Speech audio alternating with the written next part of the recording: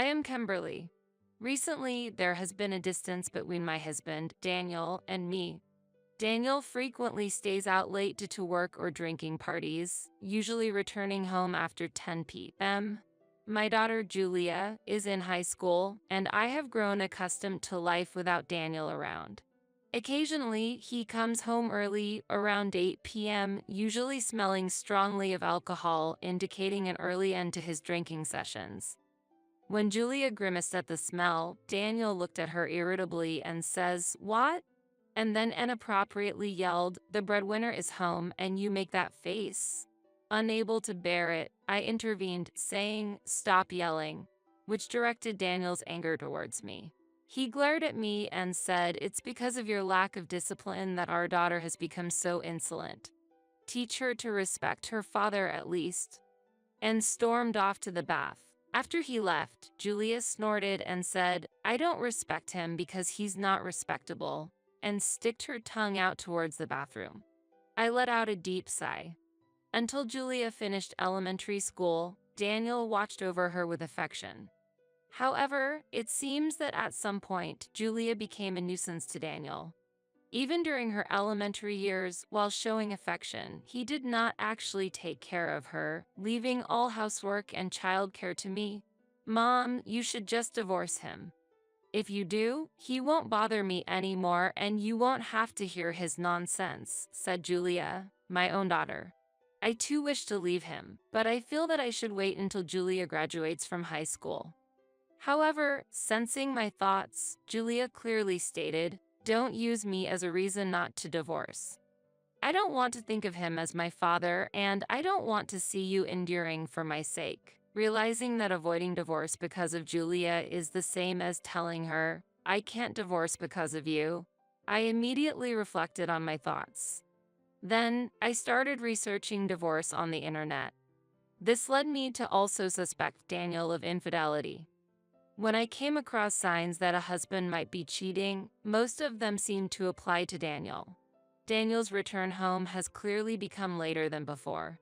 His interest in Julia and me has waned, and he always keeps his smartphone close. Witnessing these changes, doubts began to grow in my mind that Daniel might be more interested in someone else than in our family. This suspicion became a focus before considering divorce, concentrating on his possible infidelity. Fortunately, I have savings from before we were married, which allowed me to afford a detective agency to investigate Daniel's actions. I have not shared my suspicions with Julia, as I was not sure if Daniel was indeed having an affair. If it turned out he was not, it wouldn't necessarily worry her. However, just a month after deciding to have Daniel's actions investigated, and on the eve of receiving the final report from the detective, Daniel came home late from another drinking party. Unexpectedly, Julia said to me, "Mom, I think Dad is having an affair." I was surprised that Daniel's actions had become suspicious enough for Julia to notice, despite already having a scheduled meeting with the detective and being on the verge of confirming my suspicions. This situation signified a potential serious rift in our family bonds, a grave situation for me. Why do you think so? When I wondered how Julia came to know about her father's affair, she answered nervously, choosing her words carefully. "Well, it was last Saturday. I was at the shopping mall with a friend. That's when I saw Dad with another woman." Indeed, Julia had gone out that Saturday, and Daniel had left the house saying some work came up while Julia was out. But his work turned out to be time spent at the shopping center. "Was it just the two of them?" I asked, to which Julia nodded her head. "I saw them coming out of the movie theater. They were holding hands, eating ice cream together afterward. They definitely looked like a couple." "I see. Leave the rest to me," I said, trying to calm Julia down. My own daughter had witnessed her father's infidelity firsthand. And sadly, the misfortune continued thereafter. After hearing the detailed report on Daniel's infidelity from the investigator the next day, I returned home to find Julia in tears.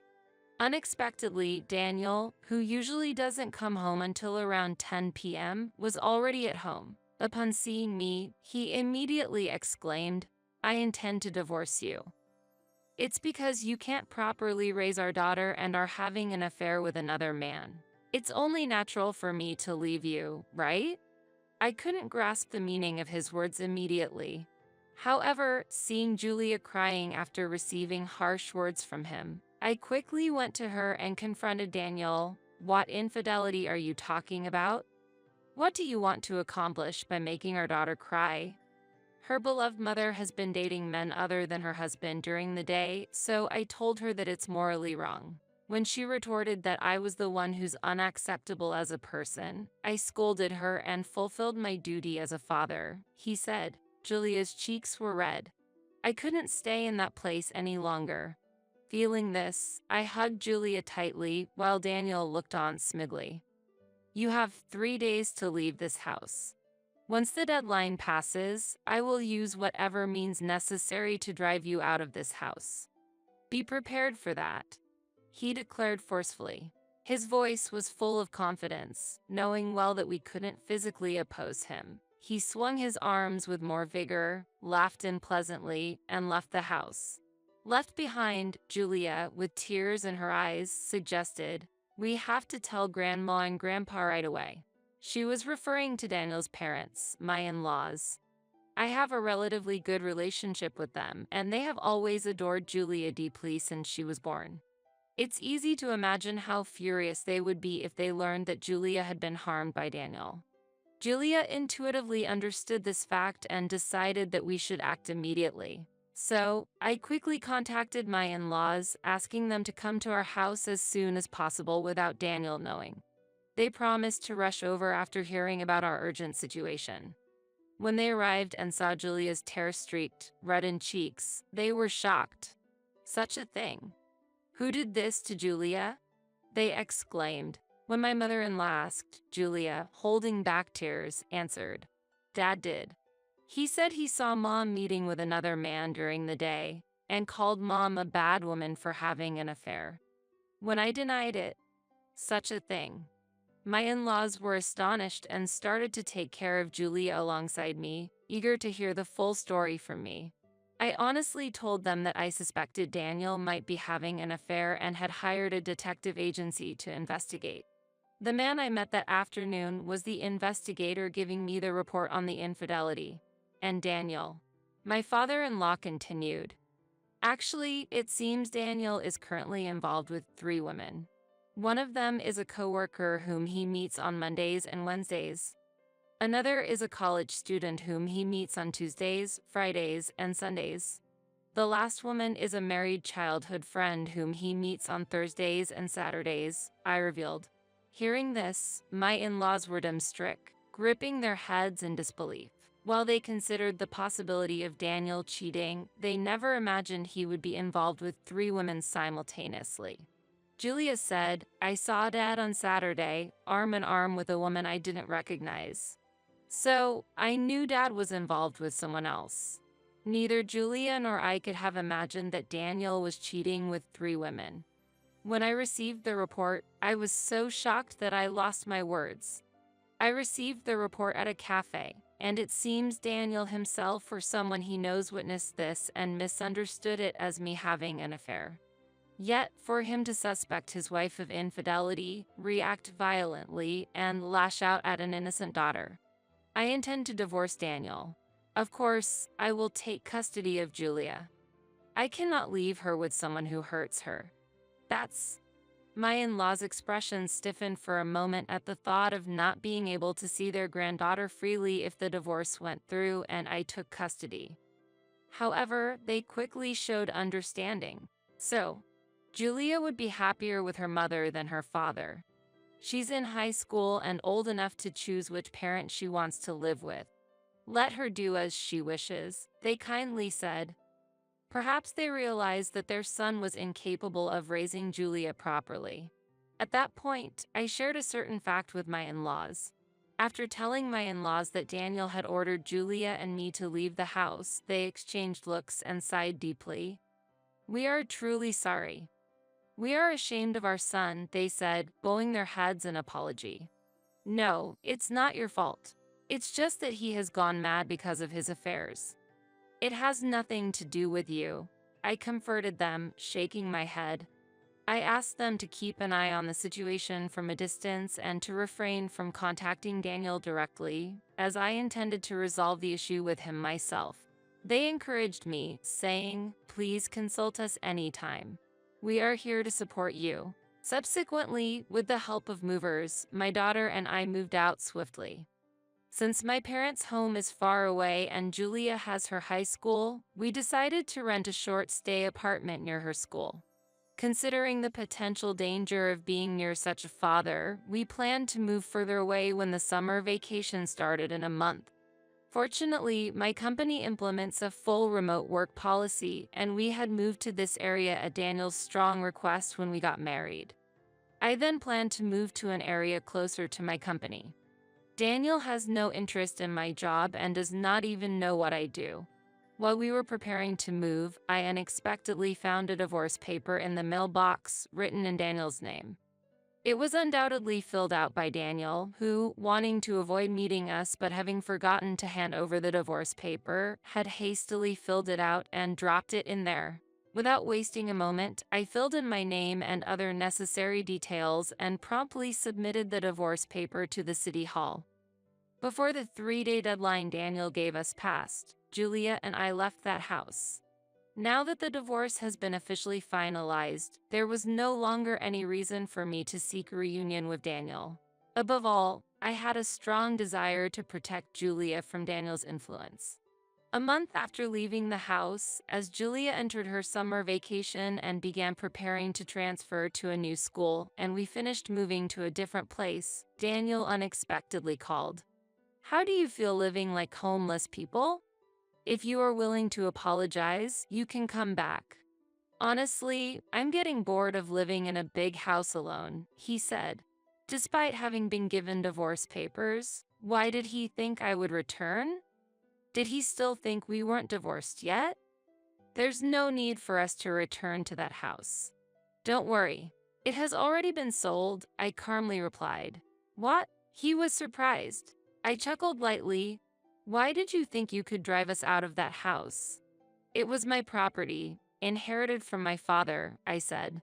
Aha! Daniel had overlooked such an important fact, perhaps distracted by his affairs with 3 women he was seeing on a rotating schedule. Of course, I knew the house was in my name, but I complied with Daniel's demand and left, considering Julia's future and deciding it was better to move to a place unknown to Daniel. "Your parents were surprised, too. They couldn't believe you were so uninformed," I added. "What? You went to see my parents after I kicked you out?" He panicked. "I didn't ask for their help. I just told them we were divorcing." "Now, Julia and I live in a place you don't know," I calmly informed him. "What? You're in a place I don't know? Whatever. Come back. If the house is yours, I guess I have no choice but to accept you," he said arrogantly, as if my ownership changed the situation. I couldn't help but smile at his belief that his attitude could change the situation. "What are you talking about? There's no reason for us to return. I told you the house has been sold, right? It's neither mine nor yours anymore," I countered. "What? What am I supposed to do then?" He panicked. "You have until the end of this month to leave." "That's unfair," he protested. "Considering you gave us 3 days, I think I'm being far more generous," I calmly said in front of him. He grumbled, frustrated at having his own words used against him. Compared to the 3-day notice, a month is far more lenient, I believe. "Also, I intend to claim compensation from you." "What?" He was surprised. "I have already received compensation from your affair partners, including your company colleague, the college student, and your childhood friend. So next, I will be claiming compensation for the affair from you," I explained to Daniel. "Impossible. The reason they all broke up with me and blocked me was your doing." He was shocked. It seems his attempt to contact me and propose that I could return if I apologized was because he could no longer reach his affair partners. His self-centered nature was evident from his demanding tone for me to return while relying on me. "You'll hear from my lawyer," I said. "Wait a minute. Then I will demand compensation from you, he claimed. Excuse me, I reacted. Because there's evidence of you having an affair. One of my partners claimed to have taken photos of you, he insisted.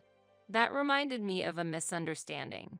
However, that was a complete misunderstanding. The person I was meeting at that time was an investigator from the detective agency giving a report on your affairs. The investigator can provide evidence that I was not having an affair, I clarified. What?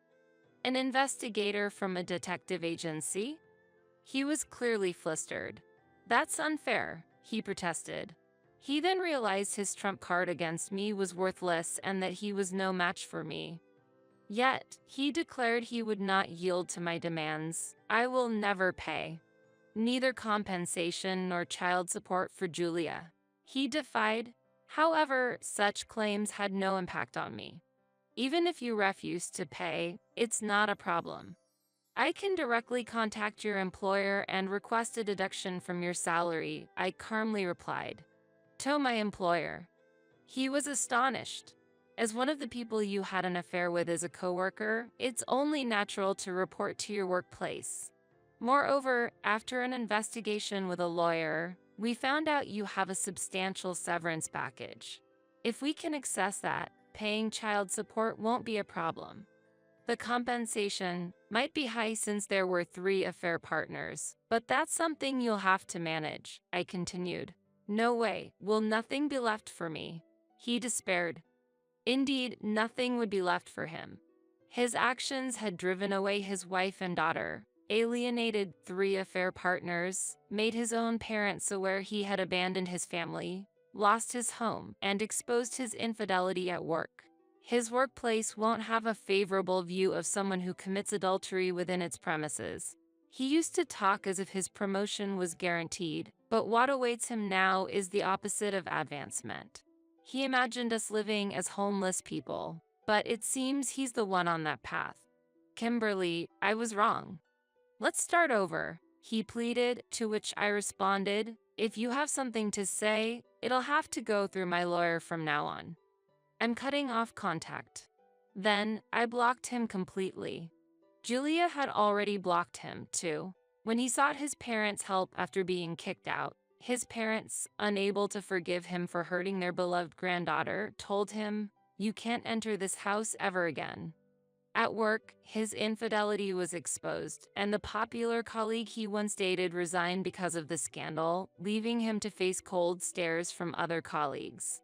Unable to resign because he needs to pay compensation, he now lives a simple life, commuting between a modest apartment near his workplace and his job. Since moving to our new home, my daughter and I live peacefully without someone coming home smelling of alcohol or shouting loudly.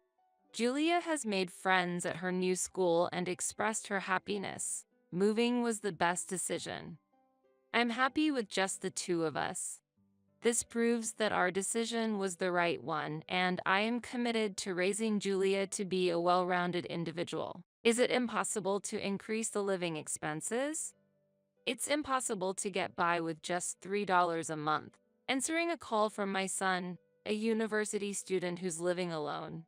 I heard something unexpected. What? $3 a month? My voice grew louder in surprise. What on earth was going on? In reality, I had been sending $1,000 to my son's bank account every month. Then, my son continued with even more shocking words. I didn't want to tell you since you were fired, Mom, but living on a monthly allowance of $3 is difficult. Fired. I am a nurse and had just finished a night shift. There was no truth to being fired. To understand the situation, I hurried to my son's apartment. When I rang the doorbell, my son came to greet me. He was thinner than when he was at home, and his complexion was poor. He was clearly living frugally, not even using the heater in this cold weather. I'm using only a blanket to save on electricity. I've been working hard at my part-time job, but with university studies, I'm busy every day.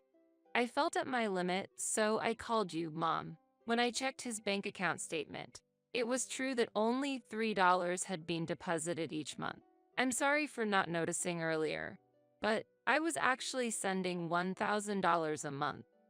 How did this situation happen? For now, I'll withdraw some cash from a nearby ATM. I quickly went to an ATM, withdrew money, and handed it to my son. Is it okay to give me so much? Thank you, Mom. I always pretended to be fine in our calls to avoid worrying you. But I'm glad I could tell you the truth today. My heart ached for my son's efforts. Such a situation was unimaginable. Could it be? With these doubts, I told my son, until the cause becomes clear, I'll give you cash directly starting next month. After I changed the method of sending allowances to direct handover to my son, my husband became furiously angry and confronted me. Hey, isn't it the day to send money to our son? What are you doing, slacking off? My name is Rachel. After graduating from nursing school, I pursued my dream job as a nurse and have been living busy days. Romance was something I was uninvolved in, and I never had a serious boyfriend, but I didn't mind much myself. I thought casually that someday I would meet someone wonderful and build a happy relationship. Nevertheless, it seemed my parents were worried about me. Rachel, Dad's friend's son would be perfect for you. Don't you want to meet him? I was surprised by such a sudden suggestion. What? Why all of a sudden? Is it like a matchmaking meeting? No. It's nothing as formal as a matchmaking meeting. Just a dinner with the four of us. Following my father's advice, I eventually decided to attend the dinner. Nice to meet you. I'm Matt. Matt, my father's friend's son, was 3 years older than me and worked as a civil servant. He had a serious impression, but his smile was very gentle and had a heartwarming aura. Attracted to his personality, I quickly developed a liking for Matt. It seemed Matt also had a good impression of me, and after that, we occasionally had dinner together, eventually leading to a relationship. After dating for 2 years, we happily got married. With this joy, we decided to buy a new house together.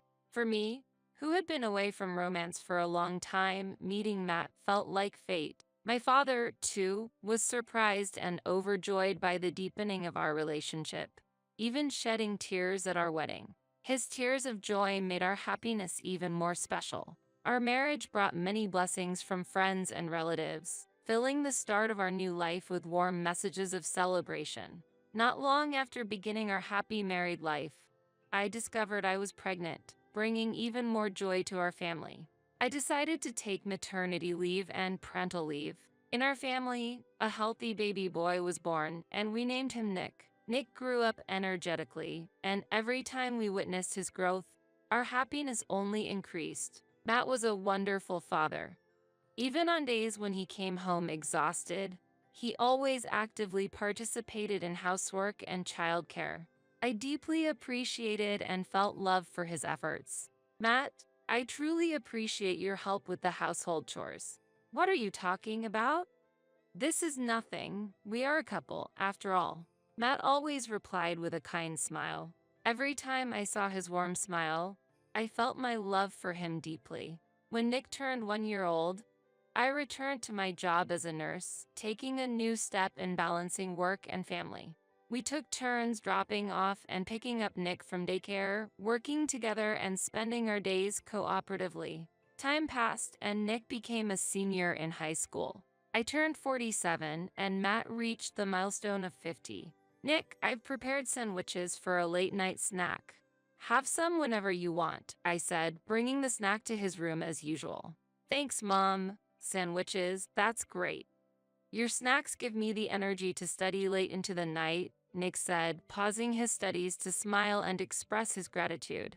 He's always been such an honest and good boy, and I am deeply grateful for a son like him. He was preparing for university entrance exams, aiming for a college outside our state. If he passed, he would start living alone from spring, leaving our home. It's sad, but it's the path Nick chose.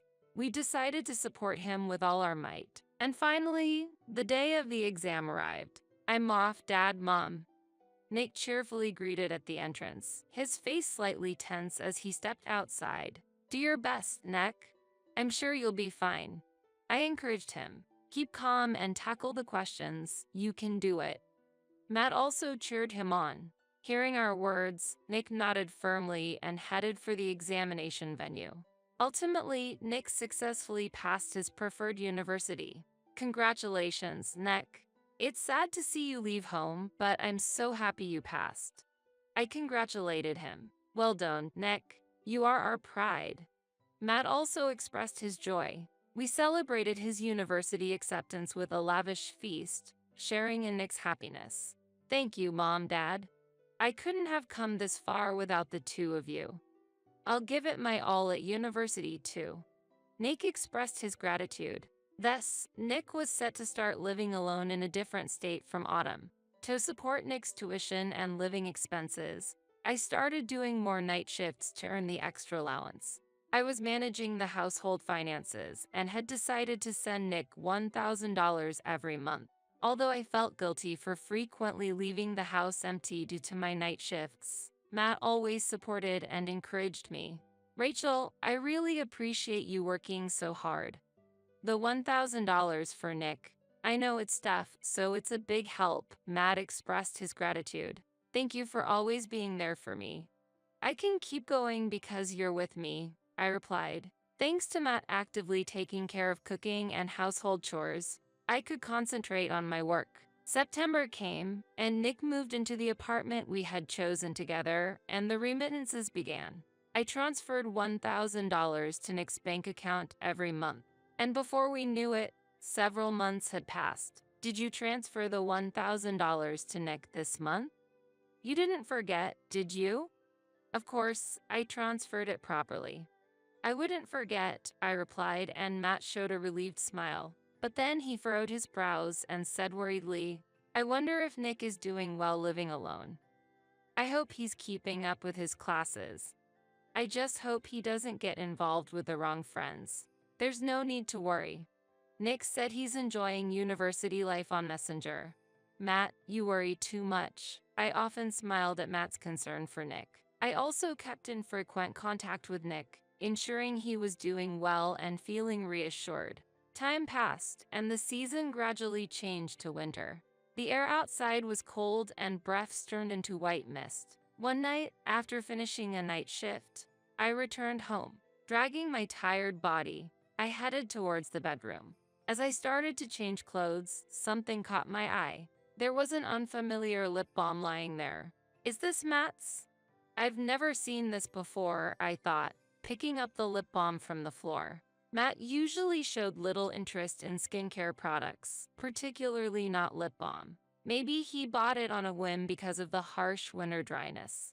However, the packaging of the lip balm was unlike typical men's products, with a sophisticated design more appealing to women. The lid was adorned with glitter, and the product name was written in pink letters, standing out prominently. Intrigued by this odd discovery, I slipped the lip balm into my pocket. That night, when Matt returned from work, I decided to ask him about it.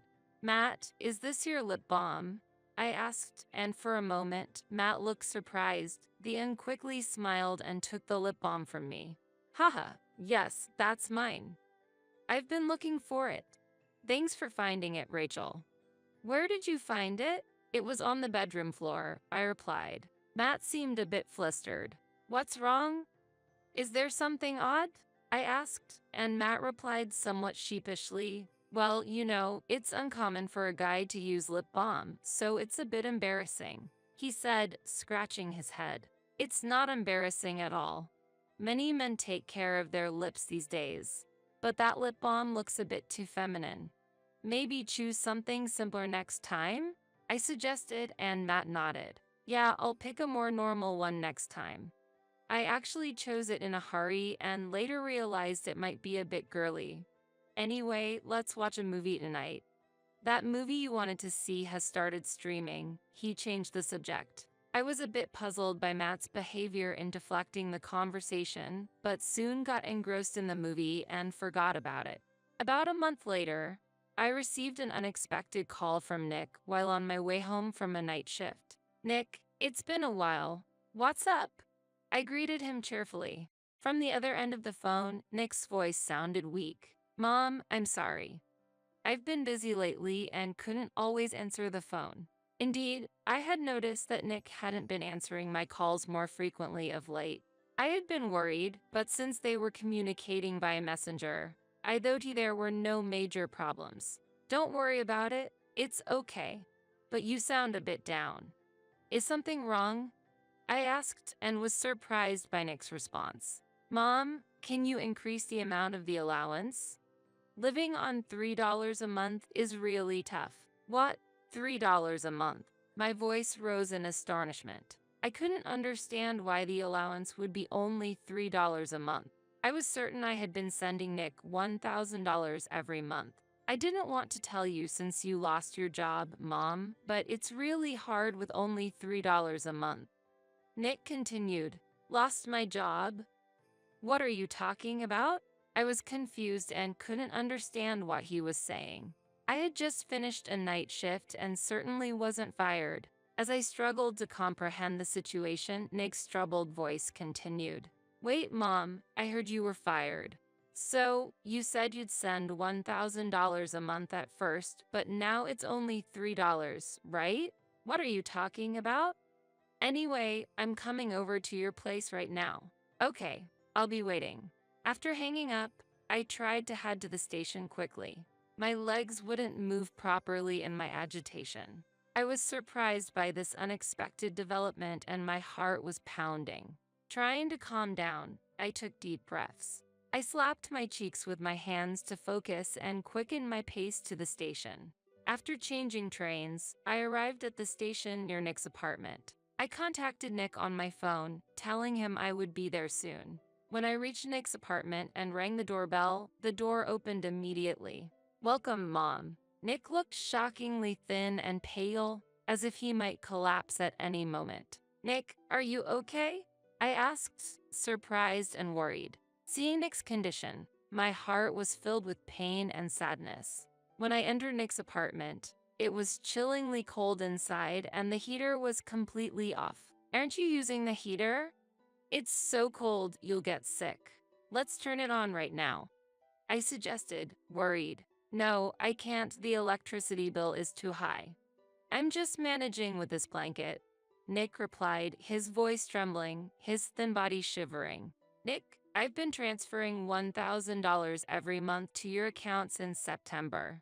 There's no truth to me quitting my job, I explained slowly. Really? But only $3 is being deposited into my account every month. I've been working part-time, but with university studies, it's been really busy. I was at my limit. Nick answered earnestly. I believed Nick wasn't the kind of child to lie. His emaciated appearance and the fact that he was living without heating in this cold weather made it clear that his words were true. I understand, Nick. I'm not doubting you. But to find out the cause of this situation, could you show me your bank book? I asked quietly. Okay, just give me a moment. Nick went to look for his bank book. Nick carefully took out his bank book from a shelf in his neatly arranged room and showed it to me. As I looked at the bank book, it was indeed as Nick had said. Only $3 was being deposited each month. Nick, I'm sorry, but truly, I have been sending $1,000 every month. What could be going on here? First, I'll withdraw some cash from a nearby ATM. Saying this, I went to the ATM immediately, withdrew the cash, and returned to Nick. Nick, take this for now. Until we find out the reason, I'll give you the money directly starting next month. Can I really accept this much? Thank you, Mom. I always pretended to be fine to avoid worrying you, but I'm glad I could tell you the truth today. Nick smiled weakly but happily. Seeing his thin frame, I felt a tightness in my chest. I couldn't comprehend how such a situation had arisen. But now, Nick's health was my top priority. First, I needed to take proper care of him. Nick, I'm glad you contacted me. From now on, don't endure the cold, use the heater properly. I'm going to do some shopping now. I'll make lots of your favorite hamburgers and curry. Really? Nick's eyes sparkled with life. After that, I went to the nearby supermarket, bought plenty of ingredients, and returned to Nick's apartment to cook elaborate dishes. Nick joyfully ate, saying how delicious it was repeatedly. I made plenty of food that could be frozen, so he wouldn't have to worry about meals for a while. Then, I'll bring the allowance money directly next month as well. Saying this, I left Nick's apartment. A month later, on the weekend, when Matt returned from work, he confronted me with an angry expression as soon as he entered the house. Today's the day to send money to Nick, right? You haven't been slacking off, have you? It's fine. I went and gave it to Nick directly today. Is there a problem? I answered him, and Matt seemed puzzled. He said, if that's the case, all right then, and quickly headed to the bedroom. When he came back to the living room, then dressed in his casual home clothes, I quickly asked him a question, feeling suspicious. Why did you think I was slacking off with the allowance? Is there a reason? Matt, a bit bewildered, replied, that today is payday, and usually it's the day we send money to Nick, but you didn't mention anything about it, so I got a bit worried. But let's leave this topic now. He clearly tried to change the subject while showing signs of irritation. Matt's behavior was unusual and noticeably strange. I have another question, I said calmly. Why do you ask so many questions? Matt responded, appearing annoyed. Do you remember? The lip balm we found in the bedroom before. You said you bought it yourself, but is it actually from your mistress? No, that's not true at all. Matt immediately denied loudly. He continued, looking more upset. That lip balm was indeed mine. I bought it myself. I wish you wouldn't keep asking the same question. You're acting strange today. You're the one who's acting strange.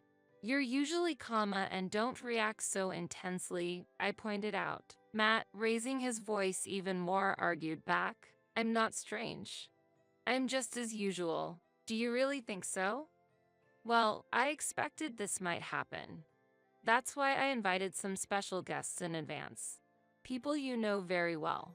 Saying this, I slowly opened the door to the guest room. Sorry for keeping you waiting so long. Please, come in. Responding to my call, 3 individuals appeared before Matt. What, Erica?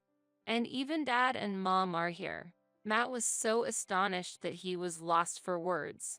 The woman named Erica, clearly in a bad mood, muttered, "This couldn't get any worse," and sat down heavily on a dining chair.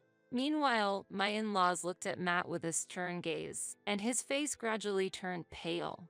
3 weeks earlier, I had consulted my father-in-law, a former bank employee, about why only $3 was being transferred to Nick. My father-in-law quickly investigated the issue and discovered that there were 2 bank accounts under Nick's name. Matt had opened one of those accounts.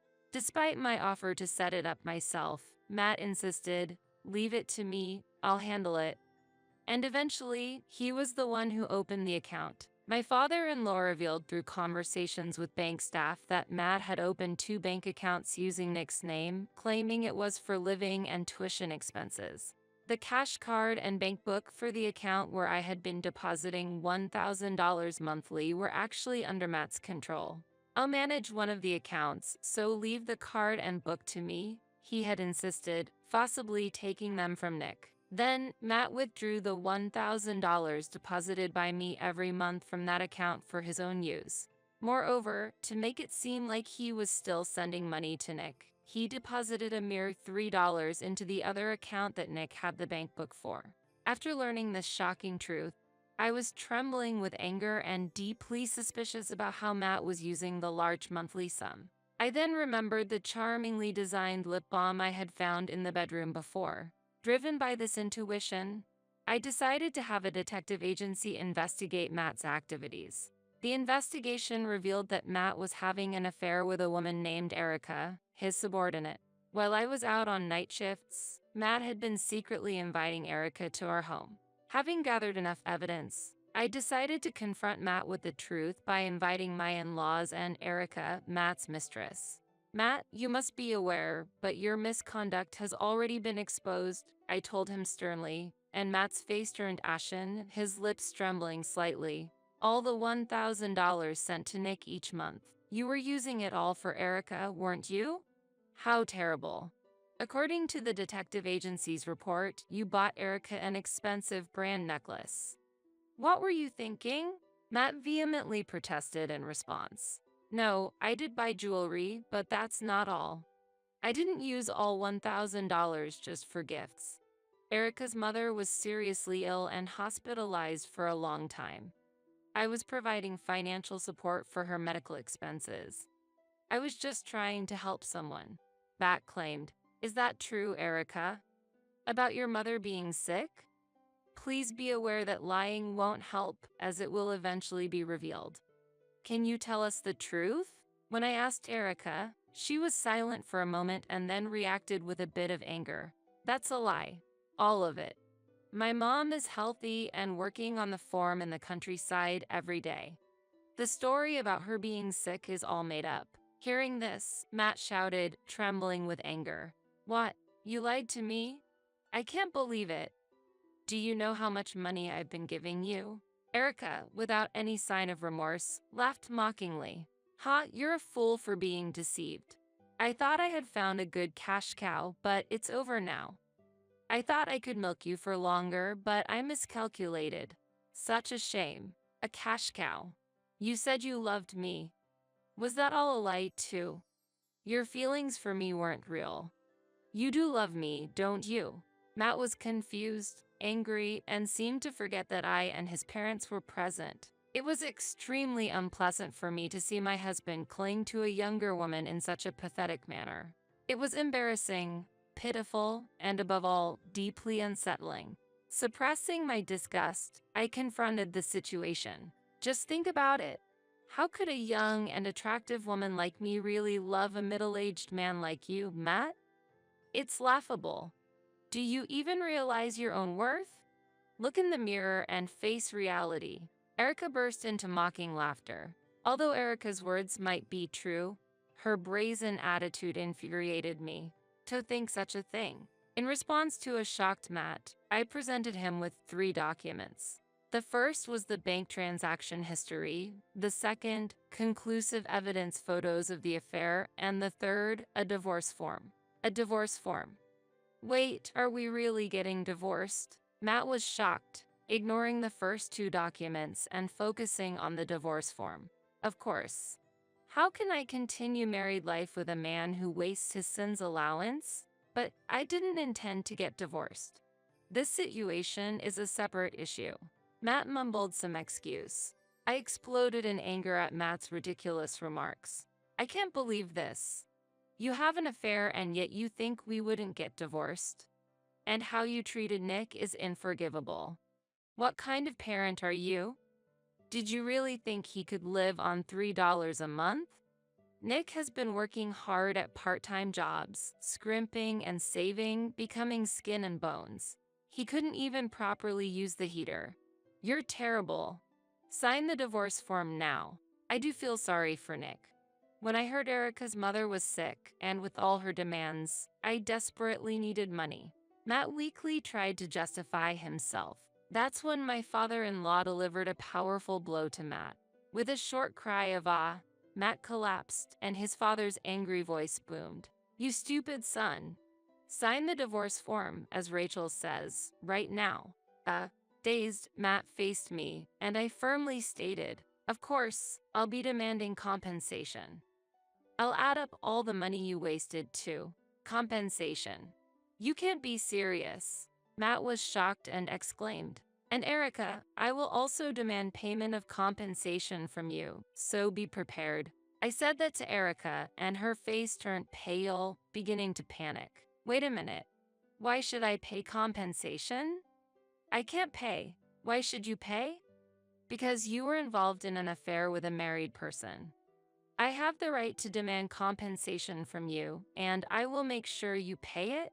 When I responded calmly, Erica, glaring at Matt, said, Matt, you have to pay for me too. I don't have any money.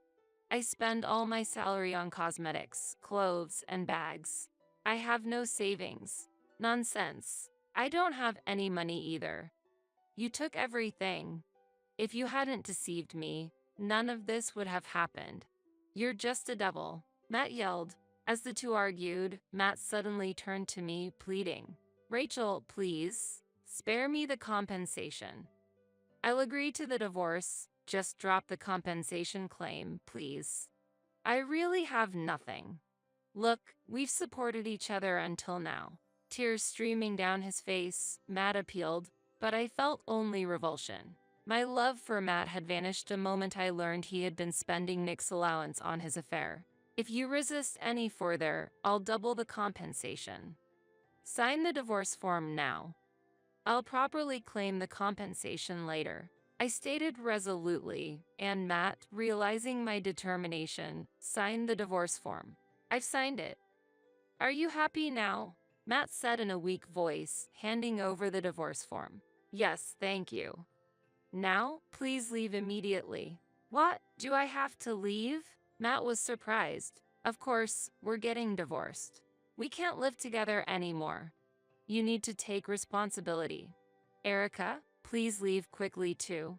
After I sternly expelled Matt and Erica from the house, my in-laws repeatedly apologized for their son's misdeeds. But they were not at fault. I was full of gratitude for my father-in-law, whose efforts uncovered Matt's wrongdoings. After expressing my sincere thanks to my in-laws, I headed to the municipal office and submitted the divorce papers, thereby ending my marriage to Matt. Subsequently, through a lawyer, I made compensation claims against Matt and Erica. Despite their civil servant status, they had been openly dating and there had been rumors of their affair for some time. As a result of the compensation claim, they both became mentally strained, increasing mistakes at work, leading to demotion to less significant positions, and unable to bear the cold treatment from colleagues. Erica chose to resign. Matt, disowned by his parents, is now leading a tough life in a modest apartment, paying compensation to me.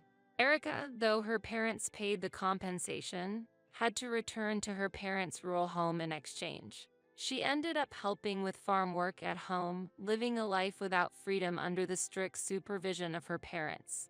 I received apologies from Erica's parents over the phone and was informed in detail about Erica's current situation. They said they are keeping a strict watch on her to prevent her from causing any more trouble. For myself, I decided to sell my home and move to a place closer to my son Nick's apartment. Nick and I often meet and keep each other updated about our lives. I informed Nick about the divorce with Matt over the phone on the same day. Nick couldn't believe that Matt had lied about me losing my job and only being able to send $3 a month. When I told him the truth, he was deeply shocked. Could it be a mistake? Dad, who was always so kind, doing something like that? Nick said, his voice trembling. I also felt pained by his reaction. Indeed, Matt had once been kind, a good husband, and father. But everything changed after his affair with Erica began. Looking back at the happy days with my family of 3, my heart still aches, but I know I must not dwell on the past. Moving forward is important. Initially, Nick was deeply shocked, but over time, he gradually regained his cheerfulness. After a few months, he returned to his usual bright self, which relieved me. Time passed, and Nick finally graduated from university and secured a job at a well-known company, marking the end of my role in raising him. I continue to work as a nurse and plan to continue in this profession for as long as my health permits. I still maintain a good relationship with my in-laws, who celebrated Nick's graduation. I intend to continue living a fulfilling life, both in my career and personal life.